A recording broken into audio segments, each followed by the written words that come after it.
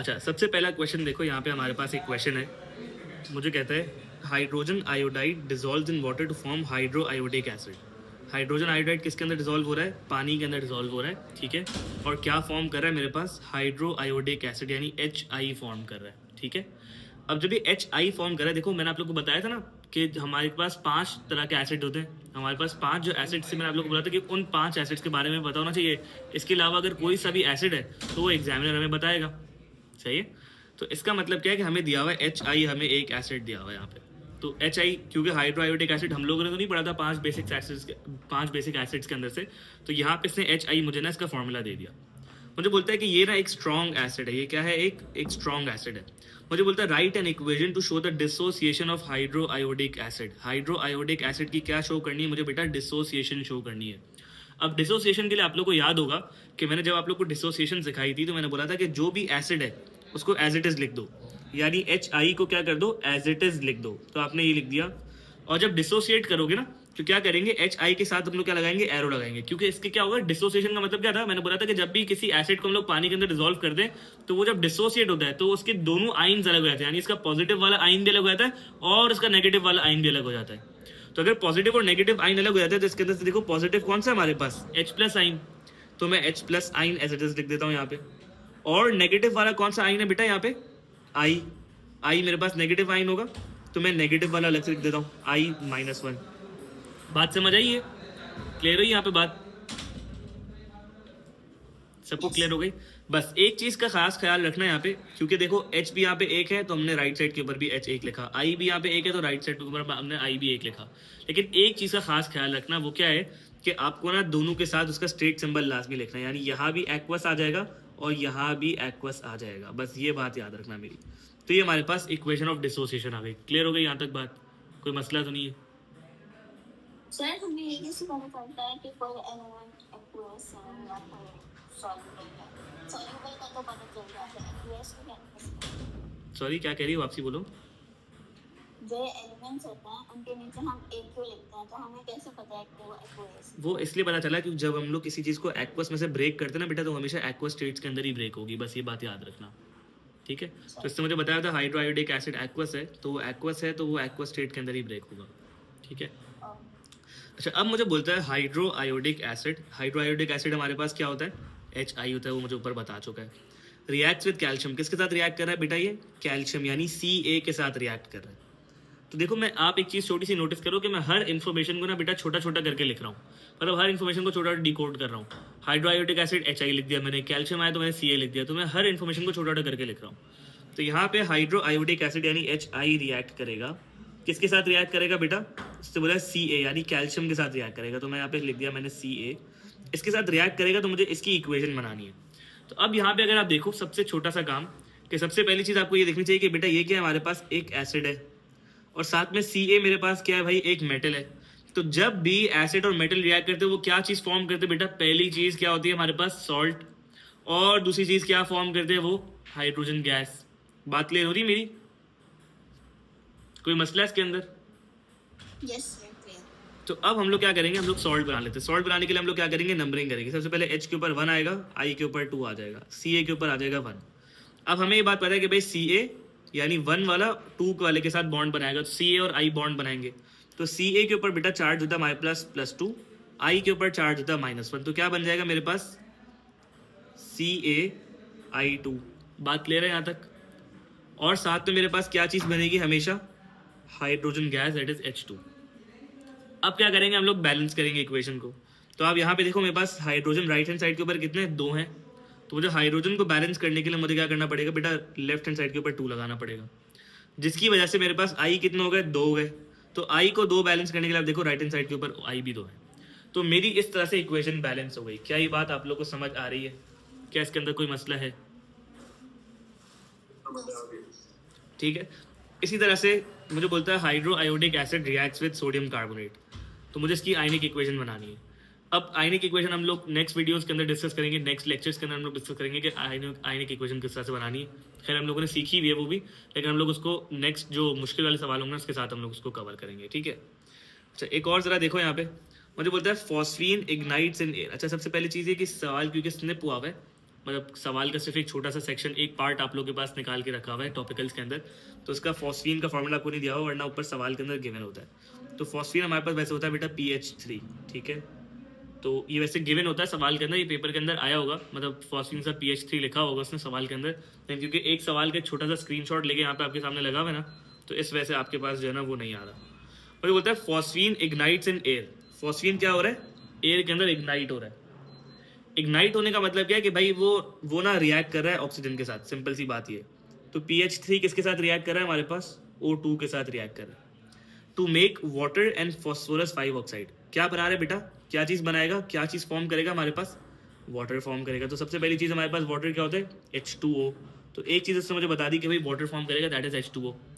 और साथ में क्या बोलता है मुझे? फॉस्फोरस 5 ऑक्साइड फॉर्म होगा। अब अगर फॉस्फोरस 5 ऑक्साइड का होता है, मुझे इसका फॉर्मूला चाहिए। तो फॉस्फोरस बेटा आपको पता है P होता है। फॉस्फोरस के साथ क्या लिखा हुआ है रोमन के अंदर? 5 लिखा हुआ है। 5 का मतलब क्या होता है बेटा? कि इसके ऊपर चार्ज क्या है? +5। अब ये बात याद रखना कि जब भी कोई चार्ज आपको रोमन में दिया हो ना, कोई आपको वैल्यू दी हुई है रोमन में, तो इसका मतलब ये होता है कि भाई वो रोमन में आपको चार्ज दिया हुआ है और वो हमेशा चार्ज पॉजिटिव होगा, वो नेगेटिव नहीं होगा, ठीक है। तो अगर यहाँ पे रोमन में लिखा होता है 2, तो इसका मतलब क्या है? +2 होता है इसके ऊपर चार्ज। अगर रोमन में लिखा होता है 3, तो इसका मतलब क्या होता है बेटा? +3। बात समझ रहे हो मेरी, मैं क्या कह रहा हूँ?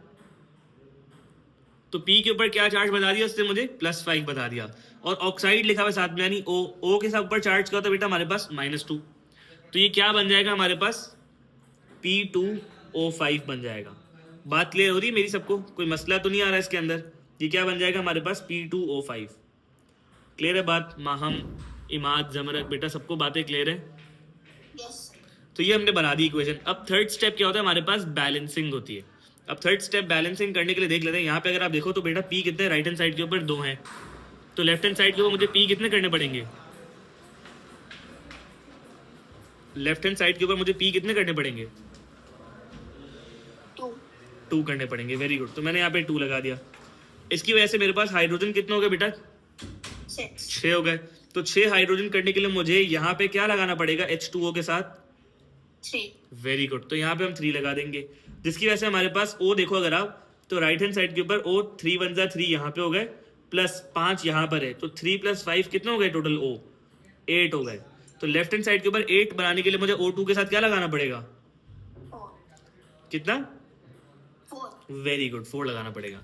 अब बात समझ आई हमने इक्वेशन को किस तरह से बैलेंस करा, किस तरह से किया। कोई बच्चा जिसको ये बात समझ ना आए मुझे बता दो, जिसको ये बात समझ नहीं आई। No, sir, it's not out. Clear है? अब देखो, Yes. अभी अगर आप इक्वेशंस देखो ना, अभी हम लोगों ने 2 इक्वेशंस करी। आप अगर देखो ना बेटा, तो इक्वेशंस ना आपके पास 2 तरह की आएंगी। एक तो वो इक्वेशन आएगी जो आपने पढ़ी, जैसे कि एसिड प्लस मेटल हो गया, एसिड प्लस मेटल ऑक्साइड हो गया, एसिड प्लस मेटल हाइड्रोक्साइड हो गया, एसिड प्लस मेटल कार्बोनेट हो गया। तो एक तो वो इक्वेशन है जिसके अंदर आपको प्रोडक्ट्स पता है कि क्या बनने वाली हैं। लेकिन कुछ इक्वेशंस इस तरह की होंगी जो कि उन रिएक्शंस में से नहीं होंगी, जो कि एसिड या बेस के रिएक्शंस में से नहीं होंगी, और उनकी प्रोडक्ट्स आपको नहीं पता होंगी। तो आपको क्या करना है, जब उस तरह का सवाल होगा ना, तो देखो उसके अंदर हर चीज़ आपको दी होगी, बताया होगा क्या चीज़ रिएक्ट कर रही है और क्या चीज़ फॉर्म कर रही है। तो ये सारी चीज़ आपको पता होंगी। तो आपको सिर्फ उस इन्फॉर्मेशन को यूज़ करके आपको लिखना आना चाहिए। ठीक है, बात क्लियर हो रही है? कोई मसला है इसके अंदर? No, sir. अच्छा, अब आ जाओ हमारे पास, अगला देखते हैं एक और सवाल। मुझे बोलता है excess ammonium carbonate reacts with phosphoric acid. अब सबसे पहली चीज मुझे जो है ना ये देखना है कि भाई एमोनियम कार्बोनेट मेरे पास क्या होती है। तो एमोनियम हमारे पास क्या होता है? सबसे पहले एमोनियम हमारे पास होता है बेटा NH4। क्या होता है हमारे पास एमोनियम? NH4। NH4 के ऊपर चार्ज क्या होता है हमारे पास? +1। ठीक है। दूसरा हमारे पास क्या होता है? कार्बोनेट। कार्बोनेट के ऊपर चार्ज क्या होता है हमारे पास? CO3, और उसके ऊपर चार्ज क्या होता है? -2। ये बात समझ आ रही? क्लियर हो रही है बात? अच्छा, अब क्या करना है, हम लोग को ये बात पता चल रही है कि भाई अगर हमें एमोनियम कार्बोनेट बनाना है तो CO3 का 2 NH4 से मल्टीप्लाई होगा, तो यानी ये क्या बन जाएगा? NH4 ब्रैकेट में आ गया, ब्रैकेट के बाहर 2, और ये आ गया CO3। ये किसके साथ रिएक्ट कर रहा है बेटा? फॉस्फोरिक एसिड के साथ रिएक्ट कर रहा है, यानी H3PO4 के साथ रिएक्ट कर रहा है। तो यहाँ पे आ गया NH4 ब्रैकेट के बाहर 2, ये आ गया CO3 प्लस H3PO4। ठीक है, ये जब रिएक्ट करेगा तो आपको ये बात पता होनी चाहिए कि भाई ये कौन सा हमारे पास, ये देखो हमारे पास एमोनियम कार्बोनेट है, ये हमारे पास क्या है? H3PO4 है। तो हमें क्या करना है, हमें अब नंबरिंग करनी पड़ेगी। तो हम लोग नंबरिंग कर लेते हैं। NH4 के ऊपर 1 आ गया, CO3 के ऊपर 2 आ गया, H3PO4 के ऊपर 1 आ गया और H के ऊपर 1 आ गया, PO4 के ऊपर 2 आ गया। यहाँ तक बात क्लियर है सबको? Yes. कोई मसला इसके अंदर?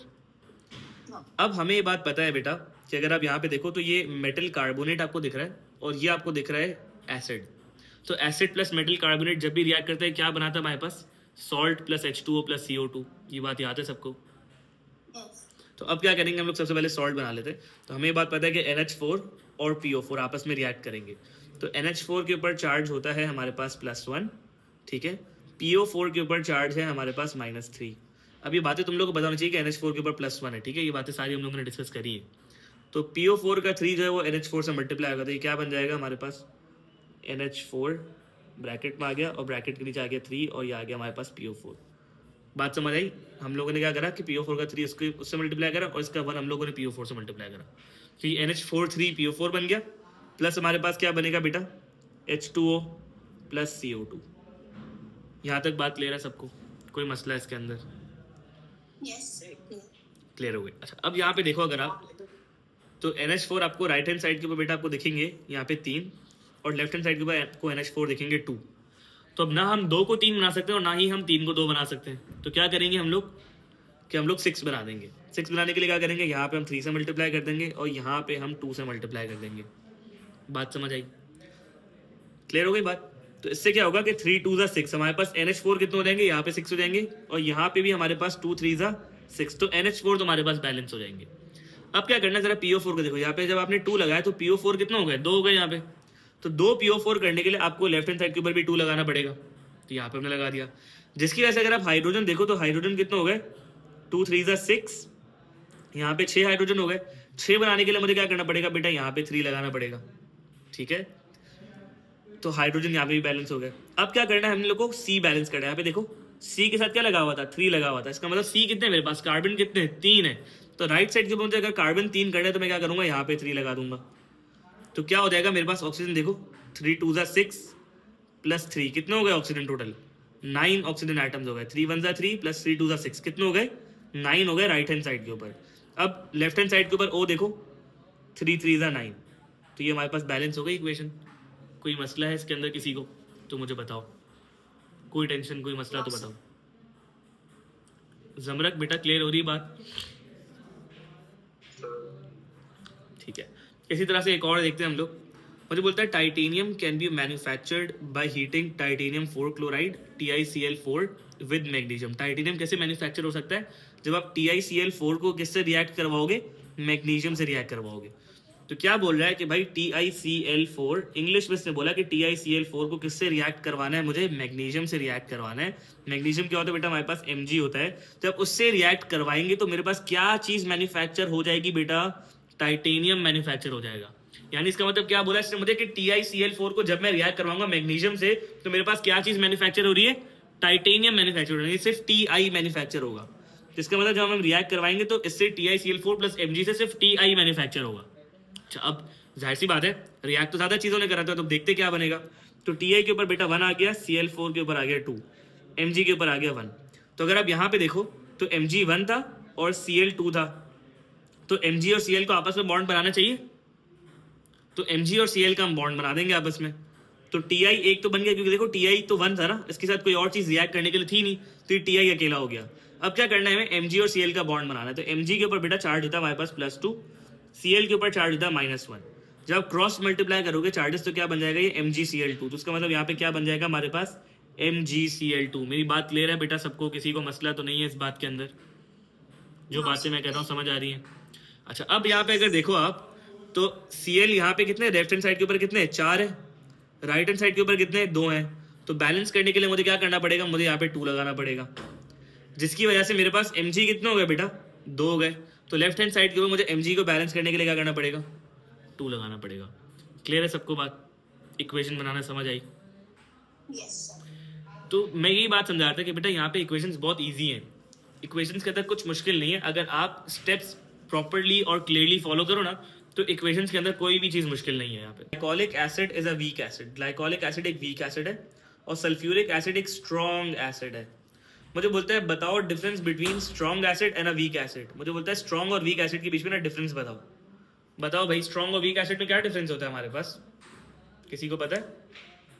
स्ट्रॉन्ग एसिड कंप्लीटली डिसोसिएट हो जाता है, वेरी गुड। और वीक एसिड? पार्शियली डिसोसिएट हो वेरी जाता गुड। तो हम क्या लिखेंगे, strong acid is the one that completely dissociates,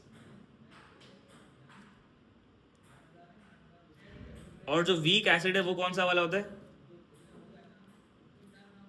partially dissociate होता है। Very good. तो हम बोल देंगे भाई weak acid is the one that partially dissociates।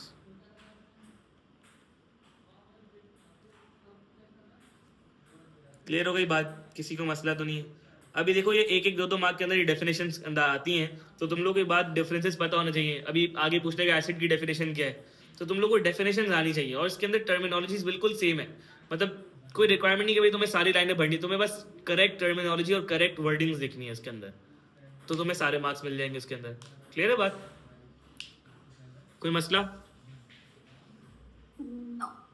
अच्छा, इसी तरह से देखते हैं भाई, नीचे एक और क्वेश्चन है। aqueous iron 2 chloride is one of the products formed when iron reacts with hydrochloric acid। अब देखो इससे पूरी चीज मुझे बताई हुई पूरी लाइन के अंदर, मुझे सिर्फ इस लाइन को डिकोड करना छोटा छोटा करके। मुझे बोलता है aqueous iron 2 chloride। सबसे पहले देखते हैं आयरन 2 क्लोराइड क्या होता है। देखो बेटा आयरन होता है मेरे पास Fe के ऊपर क्या चार्ज बताया बस मुझे आप बताओ। +2। वेरी गुड, क्योंकि रोमन में 2 लिखा है इसका मतलब +2 चार्ज बताया हुआ है, तो ये हो गया Fe+2। और Cl बेटा मेरे पास -1 होता है, तो यानी क्या बन जाएगा मुझे बताओ। FeCl। वेरी गुड, ये बन जाएगा FeCl2। मुझे बोलता है it is one of the products formed when iron reacts with hydrochloric acid. अब सिर्फ अगर आयरन की बात करें तो आयरन क्या होता है, हमारे पास Fe होता है। जब ये हाइड्रोक्लोरिक एसिड के साथ रिएक्ट करेगा तो ये फॉर्म करेगा ना। हाइड्रोक्लोरिक एसिड क्या होता है मुझे बताओ।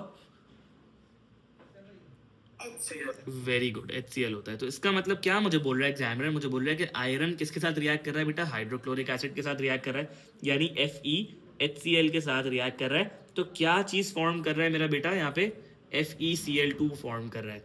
तो ये तो हमें बात समझ आ गई कि यार अगर आप यहाँ पे देखो तो इससे मुझे आधी इंफॉर्मेशन दे दी है। यार इक्वेशन फॉर्मिंग के 3 स्टेप्स लगाओ यहाँ पे। सबसे पहला स्टेप क्या होता है हमारे पास, नंबरिंग होता है। इसके ऊपर 1 लगाओ, इसके ऊपर 1 आ गया और इसके ऊपर 2 आ गया, तो हमें इसने 1 वाला और 2 वाला तो आपस में रिएक्ट करवा के दिखा दिया है। अच्छा, अगर आप यहाँ पे सरप्राइजिंगली एक चीज देखो तो बेटा ये आपको दिखेगा ये मेटल है। Fe क्या है मेरे पास, एक मेटल है, और साथ में किसके साथ रिएक्ट कर रहा है, एक एसिड के साथ रिएक्ट कर रहा है। यानी मेटल प्लस एसिड जब भी रिएक्ट करते हैं तो बेटा वो क्या चीज फॉर्म करते हैं, सॉल्ट प्लस हाइड्रोजन गैस। तो यानी साथ में और क्या चीज बननी चाहिए मेरे पास, +H। Plus H2। अब बात समझ आ रही मेरी। तो ये मेरे पास हो गया FeCl2 प्लस H2 बन गया। अब क्या करेंगे हम लोग, अब हम लोग सिंपल बैलेंस कर लेंगे। यहाँ पे अगर आप देखो तो राइट हैंड साइड के ऊपर 2 H हैं, तो लेफ्ट हैंड साइड के ऊपर भी मैं क्या कर दूंगा, 2 H लगाने के लिए यहाँ पे 2 लगा दूंगा, जिसकी वजह से मेरे पास Cl 2 हो गए। तो आप Cl देखो राइट हैंड साइड के ऊपर भी 2 है। तो ये मेरी इक्वेशन इस तरह से बेटा बैलेंस हो चुकी है। क्या ये बात समझ आ रही है आप लोगों को, कोई मसला तो नहीं है इसके अंदर? आ जाओ एक और देखते हैं हम लोग क्वेश्चन। मुझे बोलता है phosphorus 5 chloride reacts with water. Phosphorus 5 chloride किसके साथ रिएक्ट कर रहा है भाई, वाटर के साथ रिएक्ट कर रहा है। सबसे पहले चीज तो मुझे देखना है फॉस्फोरस 5 क्लोराइड होता क्या है। तो बेटा फॉस्फोरस हमारे पास क्या होता है, P होता है। इसके ऊपर चार्ज क्या दिया हुआ है मुझे देख के बताओ। +5। वेरी गुड, +5 चार्ज दिया हुआ है। और Cl के ऊपर क्या चार्ज है, -1। तो क्या बन जाएगा मेरे पास ये बताओ। PCl5। वेरी गुड, ये बन जाएगा PCl5। ये किसके साथ रिएक्ट कर रहा है बेटा, वाटर के साथ रिएक्ट कर रहा है। वाटर क्या होता है मेरे पास, H2O। मुझे बोल रहा है H3PO4 यानी फॉस्फोरिक एसिड कॉमा H3PO4। अब देखो कोई मुश्किल एसिड होता है ना, वैसे तो हमने पढ़ा हुआ है बेसिक एसिड्स के अंदर, लेकिन इससे देखो हमें बता भी दिया कि फॉस्फोरिक एसिड है क्या। इससे फॉस्फोरिक एसिड का मुझे फॉर्मूला भी लिख के दिया हुआ है कि H3PO4 इसका फॉर्मूला है। मुझे बोलता है phosphoric acid H3PO4 and hydrogen chloride are form. मुझे बोल रहा है क्या क्या फॉर्म हुआ है, एक फॉस्फोरिक एसिड फॉर्म हुआ है और साथ में हाइड्रोजन क्लोराइड। हाइड्रोजन क्लोराइड का मतलब क्या है, HCl फॉर्म हुआ है। सही है। तो इससे मुझे बोला कि जब PCl5 और H2O रिएक्ट करे तो H3PO4 और HCl फॉर्म हो रहा है। मुझे बोलता है इसकी इक्वेशन बना के दिखा दो। भाई इससे मुझे सब कुछ लिख के दिया हुआ है, सिर्फ मुझे क्या करना था बेटा, इसकी इस इंफॉर्मेशन को ऑर्गेनाइज करके लिखना था, बस दैट्स इट। तो ये वाला काम हम कर लेते हैं। PCl5 प्लस H2O, ये जब रिएक्ट करेगा तो क्या फॉर्म करेगा बेटा, H3PO4 पहली चीज ये फॉर्म करेगा, और साथ में HCl फॉर्म कर देगा। अब बैलेंसिंग देख लेते हैं इसकी।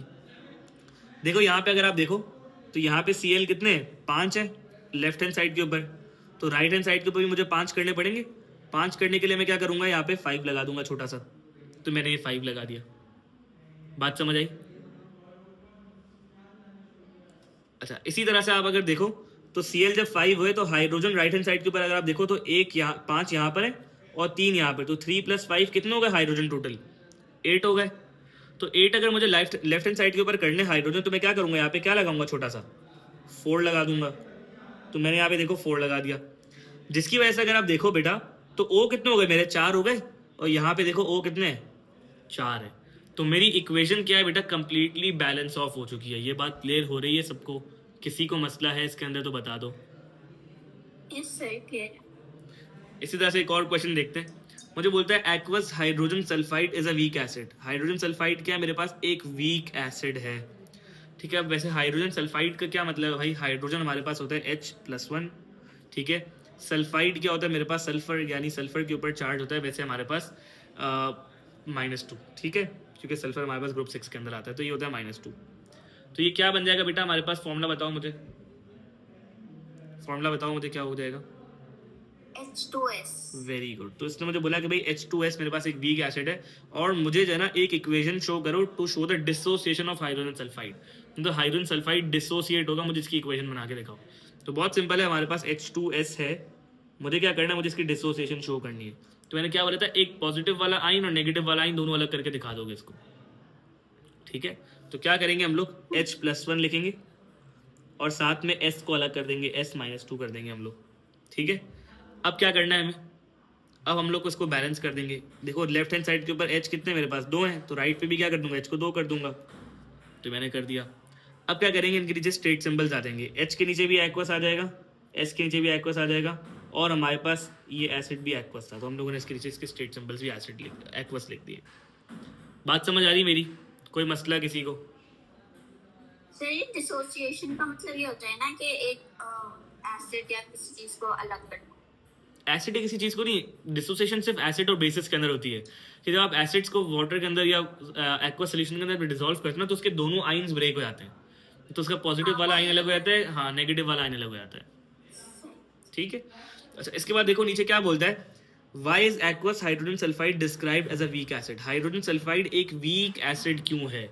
तो भाई हाइड्रोजन सल्फाइड एक वीक एसिड क्यों है भाई, बताओ क्यों होता है, कोई भी चीज़ वीक एसिड क्यों होती है? बिकॉज इट डिसोसिएट्स पार्शियली, ख़त्म। तो वो वीक एसिड इस वजह से है क्योंकि वो पार्शियली डिसोसिएट होता है, ख़त्म कहानी। तो ये मैंने लिख दिया और हो गया। क्लियर है बेटा बात, सबको बात समझ आ रही है, कोई मसला यहाँ तक? Yes sir, clear.